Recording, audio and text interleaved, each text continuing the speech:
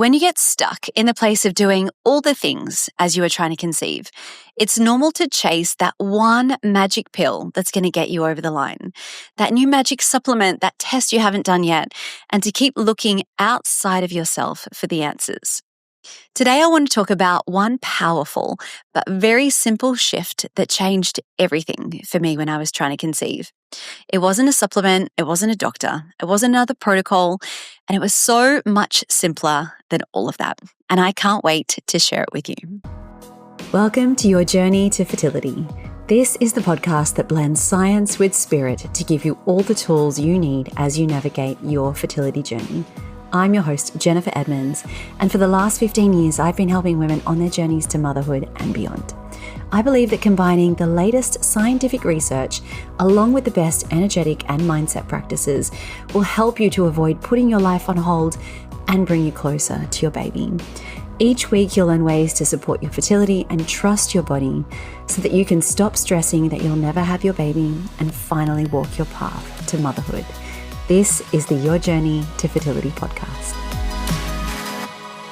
Hello and welcome back to the podcast. Thank you so much for being here with me today and sharing your time and your energy. And I appreciate having you here so much. Now, this episode is going to be going live in November. And I know at the end of the year, it's that time of the year where all of the things are happening, all of the holidays are happening, whether you are religious or not, there have been so many examples of these family gatherings and all of these celebrations that bring up a lot for us. So I think this is really timely because I know it is so hard, even years and years later since I have ended my fertility journey. I will still be out every now and then, and occasionally I'll see a family with several children and they're all close in age and I get triggered. And I know that how much harder that is when you're in the thick of things as well. So I think that this is a time where we really want to go into what are all of the things that you are doing on your journey? What are all of the things that are having an influence? And how much are they helping you? I want you to really take stock of that in this episode. And that's why this is going to be so timely, because it is a time of the year where things do feel harder. I want to speak about today on this episode about what I think was hands down the most powerful and important shift that I made on my entire fertility journey. And it wasn't, well, what else can I do in order to get pregnant? It wasn't, what more can I add? What haven't I thought of yet? It was the one thing that changed everything for me. And this was a shift that was coming from inside of me. It was that shift from thinking, well, this will be the thing that will help me to get pregnant, or this is the thing I'm going to add to my life. I shifted from that into, I'm the one that's going to help me get pregnant. So this episode was actually inspired by a troll on Instagram, of which I have many, which I think is just the nature of the world these days when you decide to publicly put your views out into the online space. So I have a lot of free resources that I give out to people, and you can always access those just if you're interested. The links to all of those are in the show notes. I have lots of free resources that I speak about on a lot of my social media posts, and I had this one person decide to write me a message saying basically what a hypocrite I was. Here I am constantly saying, you shouldn't need to add more to your life. Don't keep going and looking for the next thing and the next thing. Yet here I am saying, do yoga, do meditation, do some breath work. Here's another thing you need to add to your life if you're trying to conceive. And I completely understand where this person is coming from. I get it. I really do. Especially when you are in the thick of it. It feels like you have 10,000 so-called experts all telling you sorts of crazy and awful things on social media. You need to do this, you need to do that. You have to buy this tea or this herbal remedy or wear this fertility bracelet. I think that was my favorite one that I found this year. It was the fertility bracelet that was going to make all the difference. But what this person was missing was one really, really crucial factor. And this is, instead of this idea of adding more to your day, what I want for you and what I want for everyone who comes across my work and all of the information that I put out into the world is this. I want you to find a practice that shows you what you're capable of, that shows you what your body is capable of, instead of constantly looking for the person or the protocol or the doctor or someone else to fix you or someone else to tell you what to do differently. Because for so long, I looked outside of myself for all of those answers. I truly believed that it was someone I just hadn't found yet that had the protocol, they had the right path, they had the tests and the formula, and I just hadn't found them yet. I hadn't decided on the perfect doctor. I needed to keep searching and keep searching, and I'm sure we can all relate to that feeling of I just need to keep going because I'm going to get there. But what happens when you do all of these things? You find that wonderful doctor who listens to you and you do everything right. It all works perfectly on paper. Everything should have worked, but things haven't. So what do you do then? Because that is where I find a lot of us then fall down a very dark spiral, because when the best doctor in the world hasn't worked and you've been through X number of rounds of IVF and you're still in that same place of like, well, what's next? That is where we need to do things a little bit differently. Because what I eventually realized is that there was nothing outside of me that could create what I wasn't yet giving myself. I wasn't giving myself trust, safety, belief, and deep connection in what my body was capable of. And even belief in my baby and trusting that they wanted to come to this world as well. So today I really want to share with you what that shift looked like in practical terms and how I started trusting my own intuition and how you can start coming home to your own power as well. So the first part of this I think is really important to point out is, why do we do this? Why do we constantly search outside of ourselves for answers? Because we all do it. It's like the very first step. If we are experiencing fertility issues, we go to our doctor. It's like, well, someone else is going to fix me. And I think it really comes back to what we're not taught, especially as young girls. As teenagers, we are taught from the moment we go through puberty, our periods are shameful. They're something that we need to hide. Heaven forbid someone know that it's that time of the month. We need to go on birth control, hide all of our symptoms. And lo and behold, all of the symptoms that we hide through many, many years of being on hormones all come back as soon as we stop taking birth control. Your cycle is taught that it's something that just gets in the way of our lives. And it's not something that we should embrace or listen to. But really, your cycle is that really insightful and intuitive report card that you get at the end of every month. It literally is telling you whether something needs addressing within your body, whether there's any imbalances. I also feel like sex education is all about, what can go wrong, and heaven forbid that we fall pregnant and it's all our fault and you're going to get STDs. And, we're never taught that perhaps sex should be about pleasure. All of these things are taught from a very, very young age. So when we put all of that together, we are taught that our bodies are not to be trusted and we need to look outside of ourselves to help ourselves through life. So when we hand over our bodies to all of these things that are going to quote unquote fix us, then why is it that when it doesn't work, we still blame ourselves? And I find this incredibly frustrating because your body is always trying to tell you something. You are designed, what's scientifically designed, or what's the word? Like your body is designed to become pregnant within a certain number of years of your life. So if that isn't happening, then there is a reason. And obviously there are a lot of male factors involved as well. But I get it. When you are in the thick of it, when you are surrounding yourself with all of this information around infertility and you want a baby like yesterday, you are willing to do anything. You're willing to listen to anyone who tells you that they have the answers. We hand our power over so quickly and we think, well, they will fix me. They'll have the answer. I'll give you all my money, my time. I just want it right now. And we put our hopes in all of these next tests and supplements and the next specialists. And honestly, I did all of that. I remember I think it was on my second journey, of trying to have my second child. And we were about to start IVF again, and I was struggling to sleep. I had chronic insomnia. And I remember sitting across from this doctor who said, I really think that you need to go on anti-anxiety medication. You're not coping. And I just remember this voice saying, like, that's not the answer, Jen. Like, something was screaming at me, like, that's not it. But I did it. I took all of the anti-anxiety meds. I went on sleeping tablets just so I could finally get some rest. But I didn't actually stop to think what it was my body was trying to tell me amongst all of this. And I think when that last IVF cycle wasn't successful, that was the moment that I realized I had been looking for someone else to give me the answers and to rescue me.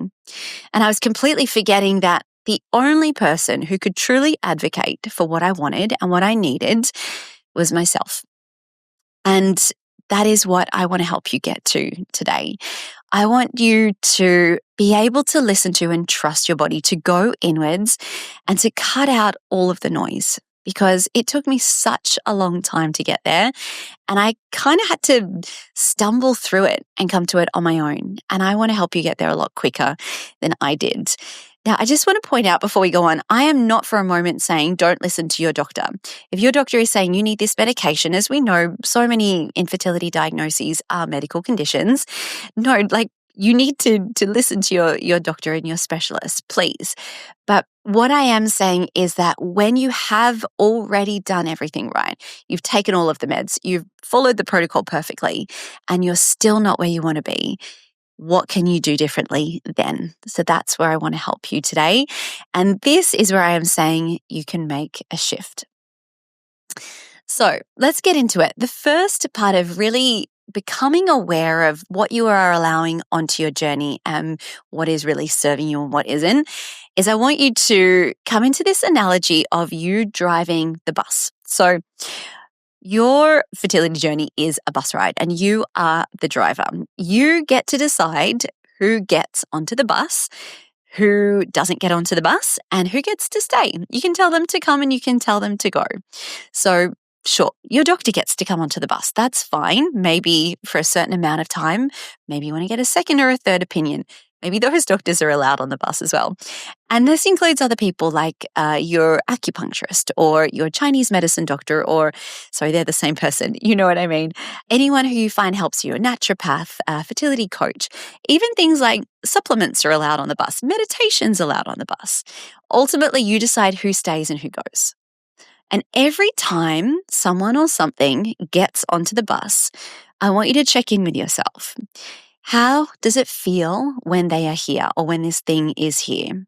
So how does it feel when you take this 25th supplement for the day? Does it feel like, oh yeah, this is the one. This is going to be the one that really, really helps me this month? Does it feel expansive to have these people or all of these things around you?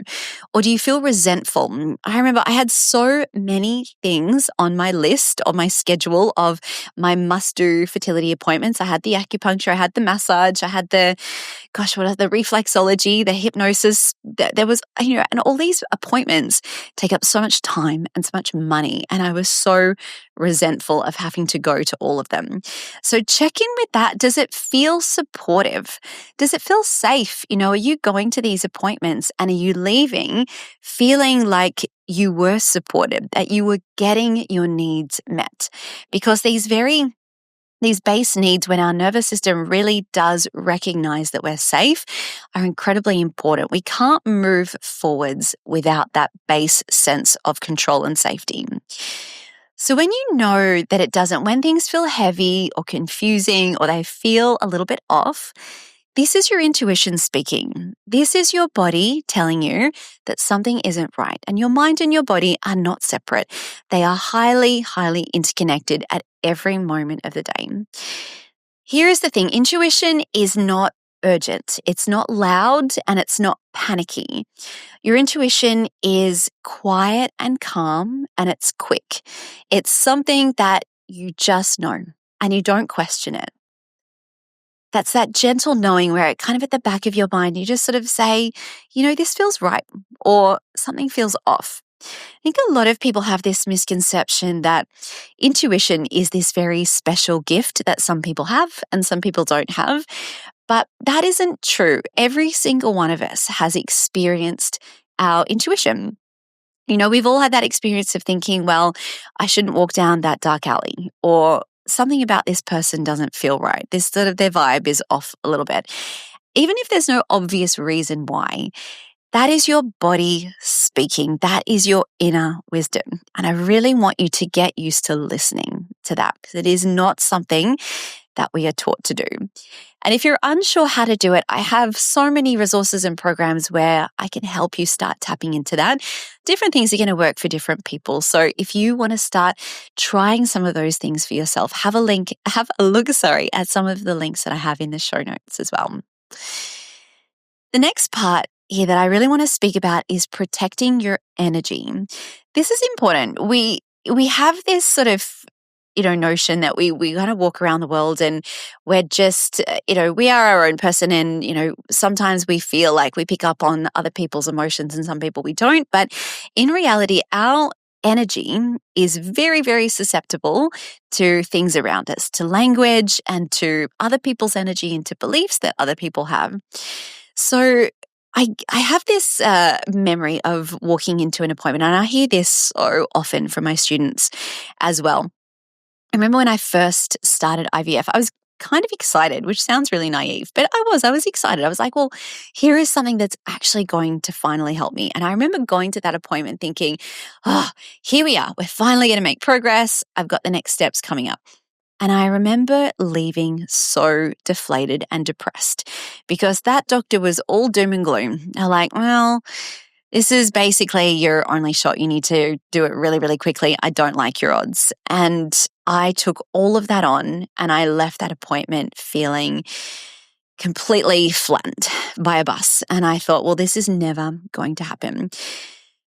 When you are in that situation, this is your nervous system responding to other people's energy.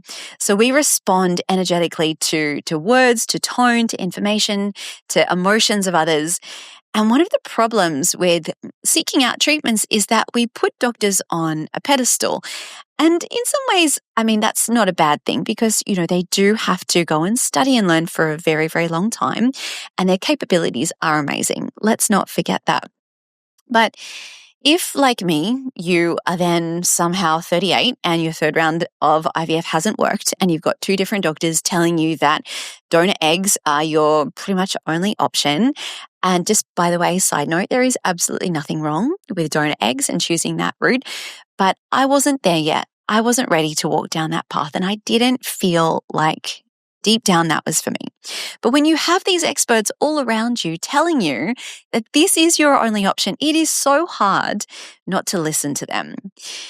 So I think that it is incredibly important to find a practice where you can say, look, I'm going to take your advice. I'm going to listen. I'm going to take it all on board, but I'm going to make my own decisions because you absolutely do not have to do what that particular doctor says. You are absolutely within your right to go and get a second or a third opinion, and you can still make your own decisions from that. So in these moments, you are not powerless. You can protect your energy and you still get to decide who gets on and off the bus. So there's a little bit of a woo-woo hack for you. Next time you are going into an appointment and maybe you just want to protect your energy a little bit. You're not sure how it's going to go. You're not sure what their advice is going to be. Or maybe you're preparing to hear test results and you're just prepping for the worst. I want you to take a moment to visualize, maybe it's in the waiting room or the car before you go in. Just think for a moment, get quiet, slow down your breath, and imagine this beautiful ball or shield of golden light surrounding you. So really imagine this light is surrounding you like a force field, a physical barrier. And I want you to take that visualization with you as you go into that appointment.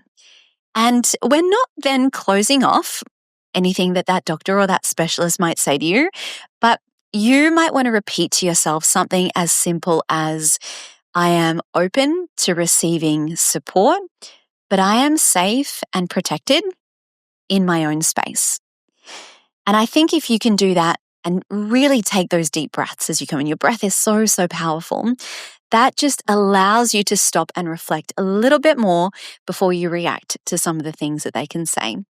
You may also want to place a hand on your lower belly, maybe one on your chest, and remind yourself, I'm safe, I can handle this. And if you're watching this on YouTube, you can see what I'm doing. But if you're listening to this, I'm going to explain. There's also an acupressure point just between the thumb and the index finger. It's like that little webbed, fleshy part of the top of your hand. That is a wonderful acupressure point for helping relieve stress. So you can gently press with your thumb and just massage that area really gently, slow down your breathing, and imagine this beautiful golden force field of light around you before you go into these appointments. That is an incredibly powerful way to protect yourself. And you can't always control what's going to happen in these appointments, as we well know, but you can control the energy that you bring in and the energy that you take home. So let's move on now to this shift. How do we really give ourselves what we need on this journey? The biggest shift, as I said, happened for me when I stopped waiting for someone else to give me the answers. And I just decided I was going to give it to myself. I decided this was going to happen for me, no matter what. And I know that sounds like an easy decision to make in hindsight, but I really did in that moment just decide that I was done. I was done listening to, every doctor telling me it was too late for me. And then I was needing to think about donor eggs and maybe going down the adoption route. And again, like, there is nothing wrong with any of that. But if you're not there yet, you don't have to do it. So the thing that I think people then get a little bit confused with is that you can't go from that decision to, okay, well, tomorrow I'm going to get a positive pregnancy test. Maybe you will. Maybe you're listening to this and tomorrow you do get your positive pregnancy test. And I hope, if nothing else, then that would happen to at least one person. That would be incredible. But really, we can't go from 0 to 100 all at once. It is far too overwhelming for our nervous system, and it's something that your brain is going to deem unsafe. It'd be just too much, too soon. There is this awesome quote that I love from Tony Robbins, and I've repeated this to myself so many times. And he says, the secret to happiness is progress. And I think we need to see changes. We need to see small increments of things that are shifting in order to feel like we're moving forward, to have that reassurance that we're on the right path, that things are headed in the right direction. So, what small changes can you start to notice? If you've been listening to this podcast for a while and you've been building up your little routines and your toolkit, and you're finding all of the things that really work for your nervous system, and you're finding these little practices that help you regulate, I want you to really start noticing what has shifted, what has changed within your own life. Is your cycle a little more consistent or a little bit easier, leading up to your period? Maybe you've got less PMS. Are you sleeping better? Are you less irritable? Do you feel like you're a little bit nicer to be around, or if you're anything like me, a little bit nicer to your husband in the midst of all of this? So these are all signs that you are making a shift, and you have created these on your own, within your own body. I think that is incredibly powerful, and we don't stop to recognize that enough. I remember I used to teach about 40 classes a week, 40 different Pilates classes, personal training sessions. I was just go, go, go. And I was of this mindset that if I worked hard enough, if I worked more, maybe I would finally get rewarded with the things that I wanted. I would get the promotion. I would get all of the things that I had been working towards. It was how I always lived my life. Effort equals reward. But infertility, honestly, it completely cracked me open. It changed everything that I thought about the world, because we know that the fertility journey is that one place where effort doesn't equal reward. It really doesn't. The perfectionism, the overworking, it really forced me to slow down and just take stock of what I was doing. I honestly don't believe that everything happens for a reason. I know you meet so many yoga teachers and they're all very, well, this is happening for you. And I'm sorry, but I have met too many women who have been through too many unfathomable experiences to ever think that this journey happens entirely for a reason. You can't go through some of these incredibly awful experiences and say to someone, well, that was happening for you. I'm sorry you lost your baby at 39 weeks, but that was serving you. I honestly don't believe that. But I do believe that everyone goes through something. And what matters most is how we move through it. So what we then decide to do afterwards, what do we learn? What do we let go of? What do we choose to carry forwards and throughout the rest of our life? So when you start to shift that thinking, when you are giving yourself all of the feelings that you have been chasing, the safety, the peace, the possibility, the hope, that self-love, that self-care that you really, really owe yourself, everything begins to shift. You start creating from a place of wholeness, not from lack, not from what's the next thing that I can do better or to get someone else to do for me.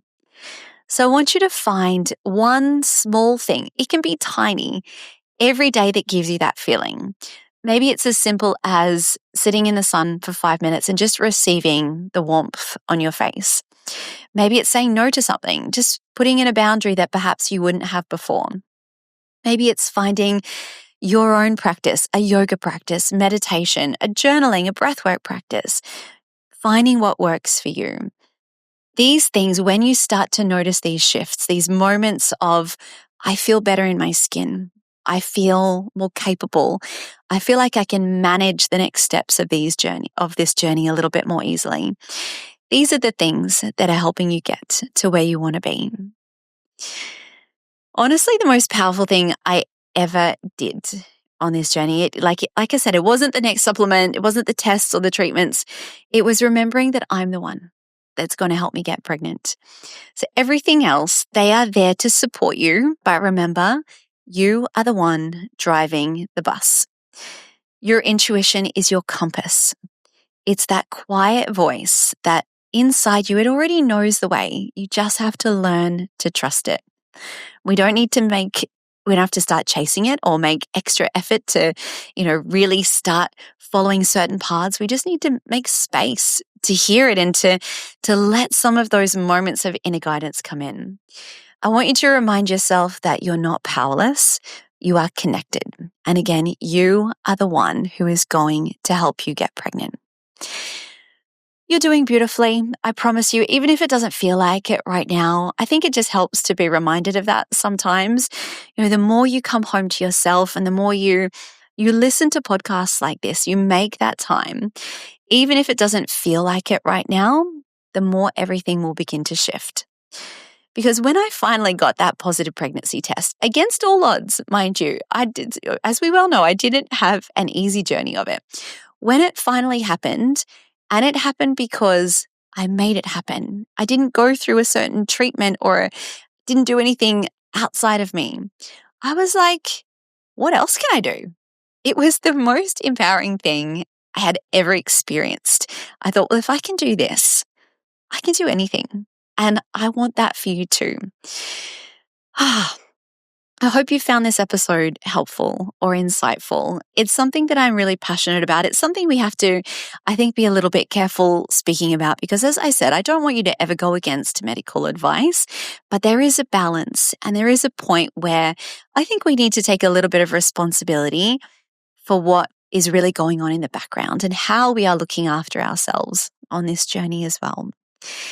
Now, if you want to hear a conversation with a fertility doctor who does actually listen to her patients and can help guide you on perhaps what are some of the things you should be considering if you are going down the path of medical treatments, next week on the podcast, I get to sit down with the one and only Dr. Natalie Crawford. She truly understands the depths of the fertility journey because she walked it herself. I'm so excited to interview her and for you to hear this episode next week. So I'm looking forward to having you back. If you found this episode was helpful for you today, it would be such an honor if you could share it with someone who you think might need it. We never know who might be struggling, who might just need to hear something from a different perspective. If you have 1 minute, if you could leave a quick written review of the show, that would be fantastic. It is the best way for me to help get the word out to as many people here as possible. So I look forward to having you back with me next week. But until then, I am sending you all of my wishes as you continue your own journey to fertility.